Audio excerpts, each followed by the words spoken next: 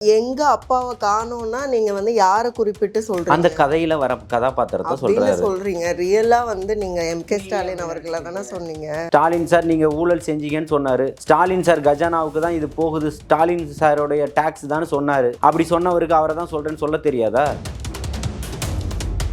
எவ்வளோ திட்டங்களை வந்து கொண்டு வந்து நிறைவேற்றின ஒரு சட்டமன்றம். இதில் வந்துட்டு இன்னும் வந்து அந்த கட்டு ஆக்ஷன் அந்த மாதிரி தான் சொல்லலை. மற்றபடி வந்து சினிமா ஷூட்டிங் ஸ்பாட் மாதிரி பண்ணிக்கிட்டு இருக்கிறாங்க. அவர் ஒரு நடிகராக இருந்திருக்கிறாரு, அதனால அவருக்கு அப்படி தோணி இருக்கு. எதுக்கு எந்திரிச்சு ஓடுறீங்க? மக்கள் உங்களுக்கு அதுக்காக உங்களை தேர்ந்தெடுத்து மக்கள் உங்களை அனுப்பியிருக்காங்க. உட்காந்து ஏன் கேள்வி கேட்கக்கூடிய தைரியமும் உங்கள்கிட்ட ஏன் இல்லை? ஏன் ஓடுறீங்க? உதயநிதி ஸ்டாலின் அவர்கள் பேசும்போது சொன்னது இது. ஆளுநருக்கும் தாவேகாவுக்கும் இடையில என்ன காம்ப்ரமைஸ் நடந்துச்சு? ஆளுநருக்கும் எங்களுக்கு என்ன இருக்கு? இங்கே தேசிய கீதம் எப்போ பாடப்படணுமோ அப்போ தான் பாடப்படும், தமிழ்தாய் வாழ்த்து எப்போ பாடப்படுமோ அப்போ தான் பாடப்படும்ன்றத சொல்லியிருக்கிறாரு. காம்ப்ரமைஸ் பண்ணாமையா ஆளுநர் வந்து நீங்கள் கொடுத்த உரையை அப்படியே படிச்சுட்டாங்க. ஆர் ராசா அவர்கள் சொல்கிறாங்க, அமைச்சரவையில் வந்து இடம் கொடுத்தவங்களுக்கும் வெக்கம் கிடையாது, அங்கே போய் சேர்ந்தவங்களுக்கும் வெக்கம் இல்லை. இவ்வளோ நாளாக அடிமை சாசனமாக வச்சுருந்தீங்களா, அதுக்கு வெக்கப்பட வேண்டியது. நியூஸ் என் நேயர்களுக்கு வணக்கம். இன்றைக்கு நேர்காணலில் நம்ம கூட இணைஞ்சிருக்காங்க தாவேகா நிர்வாகி திரு ஜலீல் அவர்கள். நிறைய கேள்விகள் கேட்க போகிறோம், வாங்க பேசலாம். வணக்கம் சார். வாழ்த்துக்கள். ஏவா வேலு அவர்களுடைய வீட்டில் ரெய்டு, அதாவது அவங்க வந்து ஊழல் பண்ணாங்க, அதாவது ரோடே போடாமல் அதுக்கு வந்து போட்டோன்னு சொல்லிட்டு வந்துட்டு பணம் வந்து கொள்ளையடிச்சிருக்கிறாங்க அப்படின்னு சொல்லிட்டு ஒரு கேஸு. ஸோ அதுக்கு வந்து திமுகலேருந்து என்ன பதில் வந்திருக்குன்னா, இந்த ஆளுங்கட்சியினரோட மிரட்டலுக்கெல்லாம் நாங்கள் பயப்பட மாட்டோம். இது வரைக்கும் திமுக வந்து ஊழல் பண்ணியிருக்குன்னு எவ்வளோ பேர் வந்து குற்றச்சாட்டுகள் சொன்னால் கூட அது வந்து ஒரு எப்படி சொல்கிறதுனா ஒரு சொல்லணும்னு சொன்னதான், அதுக்கு வந்து ப்ரூஃப் ஒன்றும் இல்லை அப்படின்னு சொல்லிட்டு மு.க. ஸ்டாலின் அவர்களுடைய பதிவு. இல்லை, நான் என்ன சொல்கிறேன்னா, அப்புறம் ஏன் நீங்கள் பயப்படணும்? அதை நிரூபிச்சுட்டு போங்க. பயப்படலையாமே. பயப்படலைன்னா எதுக்கு இந்த அறிக்கை? அது தேவையில்லாததாச்சே. 70 ஆண்டுகள் திமுக கட்சி இதை பார்த்தா பயந்துட போகிறீங்க. ஊழல் குற்றச்சாட்டுகள் போடப்பட்டதாக சொல்லப்படக்கூடிய சாலை போடப்பட்டு அதற்கான பணம் பட்டுவாடா செய்யப்பட்டிருக்கிறது, அரசு கஜானாலேருந்து போயிருக்குதுன்றது உண்மையான தகவலாக இல்லையா? அதை தானே குறிப்பிட்டு காட்டுறாங்க. அப்போ இதுக்கு பணம் செலவழிக்கப்பட்டிருக்குது, அந்த பணம் செலவழிக்கப்பட்டதில் அங்கே வந்து சாலை இல்லைன்றது தான் குற்றச்சாட்டு. அப்போ அதுக்கு யார் பதில் சொல்லணும்? அவர் தான் பதில் சொல்லணும். அவர் பேசும்போது தான் ப்ரூஃபே இல்லாமல் வந்து எங்கள் மேலே இவ்வளோ குற்றச்சாட்டுகள் சொல்லிட்டு இருக்கிறாங்க. இல்லை, நான் என்ன கேட்குறேன்னா, அடிப்படை எந்த ஆதாரமும் இல்லாமல் வரமாட்டாங்க.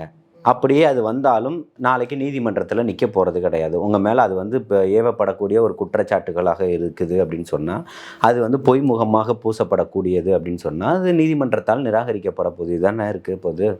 அப்போ அதை வந்து சட்டப்படி தானே சந்திக்கிறாங்க. இதுக்கு என்ன தயக்கம் இருக்குது? ப்ரூஃப் இல்லைன்னு அவங்க தான் சொல்கிறாங்க. இல்லை, நான் என்ன கேட்குறேன்னா, அடிப்படை ஆதாரம் இருக்க போய் தானே வராங்க. ரெய்டு நடக்குது, அதுக்கு அதில் இருக்கக்கூடிய உண்மைகள் வந்ததுன்னா தெரிய போகுது. ஏன் பயப்படுறீங்க? அடுத்து அப்பாவை எங்கே காணும் அப்படின்னு சொல்லிட்டு அந்த குட்டி ஸ்டோரிலாம் சொல்லி வந்து விஜய் அவர்கள் வந்து அவங்கள விமர்சிக்கும் போது, அப்பாவை வந்து நீங்கள் அங்கே தேடாதீங்க, மக்கள் மனசில் தேடுங்க அப்படின்னு சொல்லிட்டு சொல்லியிருக்காங்க. இல்லை, அவர் தேடலைன்னு குறிப்பிடலையே. நீங்கள் சரியாக குட்டி கதையை நீங்கள் சரியாக கேட்கலன்னு நினைக்கிறேன். அவர் குட்டி கதை அந்த அந்த அந்த கதையில் வரக்கூடிய கதாபாத்திரத்தை தான் சொல்லியிருக்கிறேன்றதை கோடிடுறாரா இல்லையா? அந்த கதையும் சொல்கிறாரு. கதையை சொல்லிவிட்டு இதை நான் சொல்லலை, அந்த கதையில் அப்படி வருகிறது இப்படி சம்பந்தம் இல்லாமல் நையாண்டிகள் எங்களுக்கும் பண்ண தெரியும், அதை நாங்கள் பண்ணுறதுக்காக இல்லை அப்படின்றத கோரிடுறாரு. எங்கள் அப்பாவை காணோம்னா நீங்கள் வந்து யாரை குறிப்பிட்டு சொல்கிறீங்க? அந்த கதையில் வர கதாபாத்திரத்தை சொல்கிறீங்க. ரியலாக வந்து நீங்கள் ஏன் அப்படி நினச்சிக்கிறீங்க? அதான் நான் என்ன சொல்கிறேன்னா, நீங்கள் ஏன் அப்படி நினச்சிக்கிறீங்க? அவர் தான் அதை குறிப்பிட்டு அதை தானே சொல்ல போகிறாரு. அதில் என்ன இருக்குது? ஸ்டாலின் சார் நீங்கள் ஊழல் செஞ்சீங்கன்னு சொன்னார். ஸ்டாலின் சார் கஜானாவுக்கு தான் இது போகுது, ஸ்டாலின் சாரோடைய டாக்ஸ் தான் சொன்னார். அப்படி சொன்னவருக்கு அவரை தான் சொல்கிறேன்னு சொல்ல தெரியாதா? எல்லா தைரியமும் தகுதியும் இருக்குது. ஊழலை பற்றி பேசுகிறதுக்கு தகுதியான ஒரே கட்சி இன்றைக்கி தமிழக வெற்றி கழகம் மட்டும்தான். நீங்கள் 26 கட்சிகள் கூட்டணி சேர்ந்து நீங்கள் இந்த தேர்தலை சந்திச்சிங்க. தன்னிச்சையாக ஒரு தேர்தலை சந்தித்து இன்றைக்கி ஆட்சி பொறுப்பில் உட்காந்துக்கிட்டு இருக்கிறார். எல்லாரும் துரோகம் செஞ்சுட்டு தாவேகாவோட போயிட்டாங்க கூட்டணியில் இருக்கிற கட்சிகள்லாம். அப்போது வந்து நம்ம இனிமேல் வந்து கூட்டணியை பற்றியே வந்து யோசிக்கக்கூடாது, அடுத்து கூட்டணி இல்லாமையே வந்து தனிச்சு களம் காணணும். இல்லை, நீங்கள் 70 ஆண்டுகள் வரலாறுல அது இல்லை உங்களுக்கு. சரிங்களா? இனி 70 ஆண்டுகள் கழித்து ஒரு ஞானோதயம் பிறக்க போகுதுன்னா அது வரக்கூடிய காலகட்டம் மக்கள் பதில் சொல்ல போகிறாங்க. இந்த ஆட்சி எப்படிப்பட்டதாக இருக்குதுன்றதை பார்க்க போகிறாங்க. இன்றைக்கி மக்களுக்கு எப்படிப்பட்ட ஒரு ஆட்சியாக நடந்துக்கிட்டு இருக்குன்றது அவர்களுக்கு தெரியும். அதனால் மக்கள் என்ன சொல்கிறாங்க, எதிர்க்கட்சிகள் என்ன சொல்லுதுன்றது எங்களுக்கு தேவையில்லை. மக்கள் இன்னைக்கு என்ன சொல்கிறாங்க, மக்களினுடைய ஆட்சியாக இருக்குதா, மக்களுக்கு தேவையானது திட்டங்கள் நிறைவேறுதா, மக்களுக்கான இருக்கக்கூடிய லஞ்ச லாவணியங்கள் ஒழிக்கப்பட்டிருக்கா, ஊழல் தடுக்கப்பட்டிருக்கான்றதை மட்டும்தான் நீங்கள் பார்க்கப்படணும். இருக்கக்கூடிய லாரி அசோசியேஷனில் உள்ளவங்கள்லாம் இன்றைக்கி பேட்டி கொடுக்குறாங்க. எங்களுடைய லாரிகள் இங்கேருந்து சரக்குகளை ஏற்றி அங்கே போகணும் அப்படின்னா வழிநெடுக நாங்கள் பணம் கொடுத்துக்கிட்டு இருந்தோம். இன்றைக்கி வாங்குறதுக்கு யாருமே இல்லை, எந்த வாகனமும் தடுக்கப்படலைன்னு சொல்கிறாங்க. இன்றைக்கி ஒவ்வொருத்தருமே எங்களுக்கு தேவையானதை நாங்கள் ஆன்லைனில் பதிவிடுறோம், உடனடியாக எங்களுக்கான தகவல் வருது. முன்னாடி நாங்கள் யாரை போய் தேடி போகணுன்ற இதுவே தெரியாமல் இருந்தோம். அது எங்களுடைய தேவைகளுக்குன்னா ஒரு அரசியல்வாதியை பிடிச்சி தான் நாங்கள் போகணும் அப்படின்ற ஒரு நிலைப்பாடு இன்றைக்கி மாறி இருக்குன்னு சொல்கிறாங்க. இன்றைக்கி பள்ளிகளினுடைய நிர்வாகிகள் இன்றைக்கி பேட்டி கொடுக்குறாங்க. நாங்கள் பல லட்சங்களை கொண்டு வந்து கொடுப்போம், கொடுத்து தான் நாங்கள் ரினியூவல் பண்ண வேண்டிய ஒரு சூழல் ஏற்பட்டுக்கிட்டு இருந்தது. இன்றைக்கி அதெல்லாம் எங்களுக்கு இதுவாகிருக்குன்னு சொல்கிறாரு. பள்ளி கல்வித்துறையினுடைய அமைச்சர் இன்றைக்கி பேட்டி கொடுக்குறாரு. அதை மறுத்து சொல்லுங்கன்னு சொல்கிறேன். அப்பா ஸ்டோரிக்கு இவ்வளோ விளக்கம் கொடுக்கக்கூடிய நீங்கள் இதையெல்லாம் ஏன் மறுக்க மாட்டீங்க? இன்றைக்கி 300 பேருந்துகளை இன்றைக்கி இப்போ இது பண்ணுறாரு முதல்வர் அவர்கள். இன்றைக்கி எல்லா பேருந்துகளையும் தமிழ்நாடு அரசு பேருந்துன்னு இருக்குது. இதை கடந்த காலங்களில் தமிழ்நாடுன்னு குறிப்பிடுறதுக்கு உங்களுக்கு என்ன தயக்கம் இருந்ததுன்னு கேட்குறேன். அப்போ மீட்டெடுத்தது யார்? தலைவர் தளபதியாக தானே இன்றைக்கி நிற்கிறாரு. அதை பற்றி பேசுங்கன்னு சொல்கிறேன். இன்றைக்கி டிரான்ஸ்ஃபார்மர் ஊழலை பற்றி இன்றைக்கி அண்ணன் நிர்மல்குமார் அவர்கள் ஒரு வெள்ளை அறிக்கையாகவே கொடுத்து இன்றைக்கி பேட்டி கொடுத்துக்கிட்டு இருக்கிறார், ப்ரெஸ் மீட் நடத்திக்கிட்டு இருக்கிறாரு. அதுக்கு மறுப்பறிக்கை கொடுங்கன்னு சொல்கிறேன்.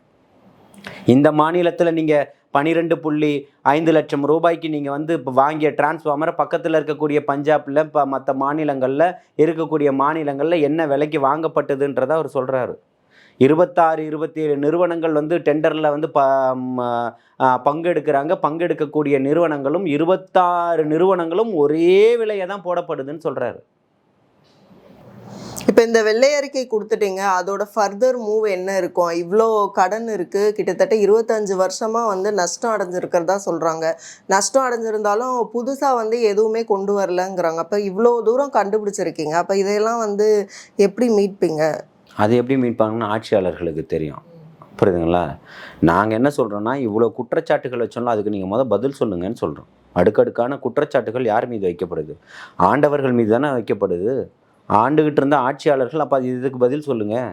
அப்பாவை காணோன்னு என்ன குட்டி ஸ்டோரிக்கு விளக்கம் சொல்லிக்கிட்டு அதுக்கு இருக்கக்கூடிய ஜென்சி கிட்டுகள்லாம் போகிற இடத்துல வாயில் குத்து வாங்கிக்கிட்டு உட்காந்துக்கிட்டு படுத்து கிடந்துக்கிட்டு இருக்கிறீங்க.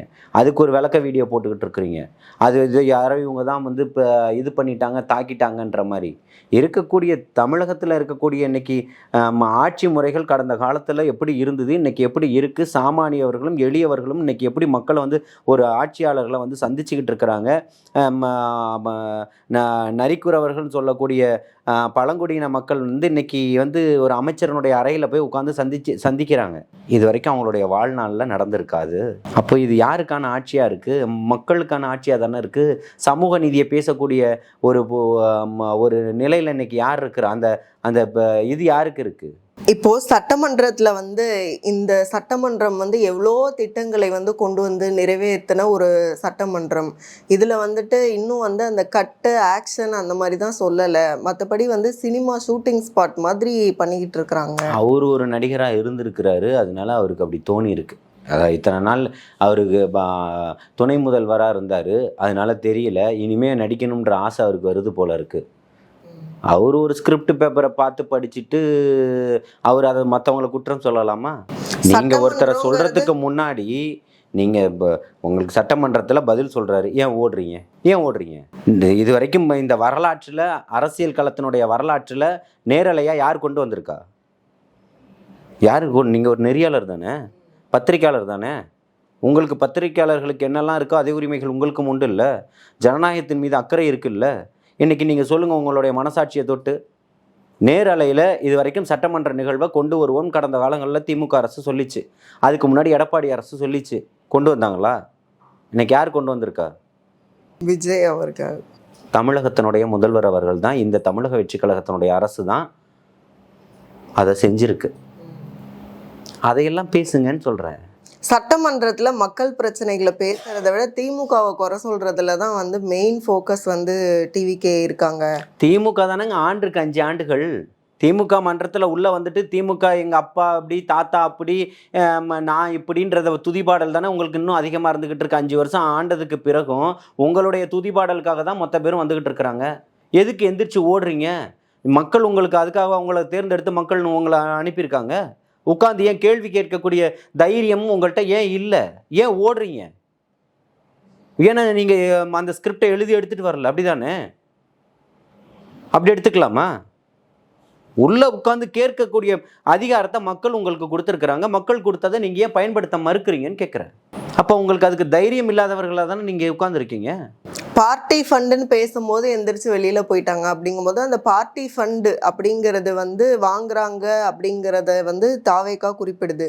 அப்போதான் அவங்க எந்திரிச்சு வெளியில போறாங்க. ஏன் போகணும்? அப்போ ஏன் போகணும்? மறுக்க வேண்டியதானே உட்காந்து? மறுக்கணுமா இல்லையா? நீங்கள் என் மேலே ஒரு குற்றச்சாட்டு வைக்கிறீங்க, நான் மைக்கை கழட்டி போட்டு எந்திரிச்சு போனோன்னா என்ன அர்த்தம்?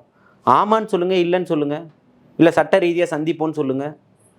எதுக்கு உங்களுக்கு ஒரு திராணி இல்லாமல் எந்திரிச்சு ஏன் ஓடுறீங்க? மக்களுடைய பிரதிநிதியாக தானே போயிருக்கீங்க. மக்களுடைய குறையை பேசுறதுக்கு தானே போயிருக்கீங்க. திமுகவினுடைய வரலாறையும் அப்பாவையும் தாத்தாவையும் உங்கள் புகழ் பாடக்கூடிய இடமா கொண்டு போயிருக்கீங்க. என்ன கேட்குறாங்களோ அதுக்கு பதில் பேசணும், விவாதிக்கணும். அதுதானே சட்டமன்றம். ஆளுநருக்கும் தாவேக்காவுக்கும் இடையில என்ன காம்ப்ரமைஸ் நடந்துச்சுன்னு நான் வந்து கேள்வியை முன் வச்சேன். ஆனால் உதயநிதி ஸ்டாலின் அவர்கள் பேசும்போது சொன்னது இது. நான் கேட்ட கேள்விக்கெல்லாம் பதில் சொல்லாமல் வந்து அவங்க வேற எதையோ பேசிகிட்டு இருக்காங்க. இல்லை, நான் என்ன சொன்னேன்னா, இல்லாத காணல் நீரெல்லாம் நீங்கள் கங்கை நீராக மாற்றிடணும்னு நீங்கள் நினைக்கிறீங்க. ஆளுநருக்கும் எங்களுக்கு என்ன இருக்குது? ஆட்டுக்கு தாடியும் நாட்டுக்கு ஆளுநரும் எதற்கு தேவைன்னு அண்ணா கேட்டார். அதையே தான் நான் குறிப்பிடுறேன்னு கடந்த காலங்களில் வரலாறுகளில் தலைவர் தளபதி அவர்கள் அண்ணா பல்கலைக்கழக மாணவியினுடைய பிரச்சனை எப்போ எடுத்து சொன்னார். இன்றைக்கும் அதே நிலைப்பாட்டில் தான் இருக்கிறாரு. இருமொழி கொள்கையை தான் தூக்கி பிடிக்கிறாரு. இங்கே தேசிய கீதம் எப்போ பாடப்படணுமோ அப்போ தான் பாடப்படும், தமிழ்தாய் வாழ்த்து எப்போ பாடப்படுமோ அப்போ தான் பாடப்படும்ன்றத சொல்லியிருக்கிறாரு. காம்ப்ரமைஸ் பண்ணாமையா ஆளுநர் வந்து நீங்கள் கொடுத்த உரையை அப்படியே படிச்சுட்டாங்க. அவர் காம்ப்ரமைஸ் ஆனாரா இல்லையான்றதை ஆளுநர்கிட்ட போய் கேளுங்க. சட்டமன்ற கூட்டத்தொடரில் கொடுத்ததை படித்தாரா இல்லையான்றதை பற்றி பேசுங்க. மற்ற எதிர்கட்சிகளும் மற்ற பத்திரிகையாளர்களும் மற்ற சமூக ஆர்வலர்களும் அதை என்ன பார்வையில் பார்த்துருக்காங்க, பேசியிருக்காங்கன்றதை பாருங்கள். ஆளுநர் உரை பேசும்போதே எந்திரிச்சு ஓடக்கூடிய காலகட்டமும் ஆளுநரை விரட்டக்கூடிய காலகட்டமும் தான் இருந்தது. கொடுத்ததை படிச்சிருக்காரா இல்லையா ஆளுநர்? அதுதான் காம்ப்ரமைஸ் இல்லாமல் படிச்சிருக்க வாய்ப்பே. யார் காம்ப்ரமைஸ் ஆகிருக்கணும்? நாங்கள் இல்லைல்ல, நாங்கள் காம்ப்ரமைஸ் ஆகலைல்ல. இருமொழி கொள்கை இல்லைன்றது உறுதியாக இருக்கும். பாசிசவாதிகளை எதிர்ப்பதில் கொள்கை எதிரின்றதில் உறுதியாக இருக்கும். கடவுள் மறுப்பு வந்து எதிர்க்கிறோன்னு சொல்கிறோம், பெரியாருடைய கொள்கையை ஏற்றுக்கிறோன்னு சொல்கிறோம். விக்கிரவாண்டி வி சாலையில் அன்னைக்கு என்ன சொன்னாரோ அதே நிலைப்பாட்டில் தான் இன்றைக்கி இருக்கிறாரு. நீங்கள் மாற்றி மாற்றி ஏன் பதறிக்கிட்டு இருக்கிறீங்கன்னு கேட்குறேன். அதுக்கெல்லாம் பதில் சொல்லுங்கள். மின்சாரத்தில் நடந்த ஊழலை பற்றி பேசுங்க. இன்றைக்கி பிரிகட் நிறுவனத்தினுடைய 2000 கோடி ரூபாய்க்கான ஊழல் வந்து இன்றைக்கி நிறுத்தி வைக்கப்பட்டிருக்குல்ல. சதுப்பு நிலங்கள் பாதுகாக்கப்படணும்னு இன்றைக்கி நிறுத்தியிருக்காங்களா, அதை பற்றி பேசுங்க. எத்தனை டெண்டர்கள் நிறுத்தப்பட்டிருக்கு, அதை பற்றி விவாதிங்க. ஏன் விவாதிக்க மறுக்கிறீங்க? அது உங்களுடைய உரிமை இல்லையா? அதுக்காக தானே சட்டமன்றம், அதுக்காக தானே கேள்வி நேரமாக இருக்குது. ஏன் அதை பயன்படுத்த மாட்டீங்க? நீங்கள் உங்களுடைய புகழாஞ்சலியெல்லாம் பாடிட்டு ஓடக்கூடியதாக இருக்குது. அதுக்கு திமுக 4 இடத்துல தமிழ்நாடு முழுக்க மீட்டிங் போட்டு பேசுங்க. அதை ஜென்சி கிட்டலாம் இப்போ புதுசாக வச்சுருக்கீங்களா ரீல்ஸ் போடுறதுக்குன்னு பேசுங்க. ஆர் ராசா அவர்கள் சொல்கிறாங்க, கூட்டணி ஆட்சின்னு சொல்லிட்டு அமைச்சரவையில் வந்து இடம் கொடுத்துருக்காங்க. அமைச்சரவையில் வந்து இடம் கொடுத்தவங்களுக்கும் வெக்கம் கிடையாது, அங்கே போய் சேர்ந்தவங்களுக்கும் வெக்கம் இல்லை. இவ்வளோ நாளாக அடிமை சாசனமாக வச்சுருந்தீங்களே, அதுக்கு வெக்கப்பட வேண்டியது ஆர் ராசா. என்ன இன்னைக்கு 8 பட்டியலின சமூக மக்களை வந்து இன்னைக்கு அமைச்சரவையில் கொடுத்து அழகு பார்த்துக்கிட்டு இருக்கக்கூடியது தலைவர் தளபதி அவர்கள். அதுக்கு வெக்கப்படணும். அட, இப்படிப்பட்ட ஒரு தலைவர் இருக்கிறாரு. சமூக நீதியை பேசுன, திராவிட கொள்கையை பேசுன, பெரியாரனுடைய கொள்கையை பேசுன, அண்ணா அறிஞரனுடைய கொள்கையை பேசுன, கம்யூனிச கொள்கையை பேசுன. கலைஞரும் அதை பண்ணலை. அண்ணாவினுடைய ஆட்சியிலும் அது நடக்கலை. எம்ஜிஆருடைய ஆட்சியிலும் நடக்கலை. இவர் இன்னைக்கு இருக்கக்கூடிய தலைவராக இருக்கக்கூடிய ஸ்டாலினுடைய ஆட்சியிலும் நடக்கலை. நாளைக்கு உதயநிதியினுடைய நிலை என்னன்றதும் தெரியாது. ஆனால் இன்னைக்கு தமிழகத்தினுடைய முதல்வர் தலைவர் தளபதி அவர்களுடைய ஆட்சியில் அது நடக்குதுன்னு அப்போ பெருமைப்படணுமா இல்லையா? என்ன சொல்ல வர்றாரு ராசான்னு கேட்குறேன். இதை கொடுத்துட்டமேன்றதுனால இப்படிப்பட்ட ஒரு ஆட்சியை நடந்துகிட்டு இருக்கேன்றதுனால வைத்தறிச்சலில் பேசுகிறீங்க. 40 நாட்களில் என்னெல்லாம் நடந்திருக்குன்றதை பாருங்கள். தீர்வை தான் ஏற்படுத்துகிறாரு. இவங்க சொல்கிறாங்க இல்லையா, நாங்கள் வந்து இத்தனை செயல் திட்டங்கள் கொண்டு வந்தோம். எத்தனை செயல் திட்டங்கள் கொண்டு வந்தீங்க? செயல்படுத்தப்பட்டதான்றது தான் பார்க்கணும்.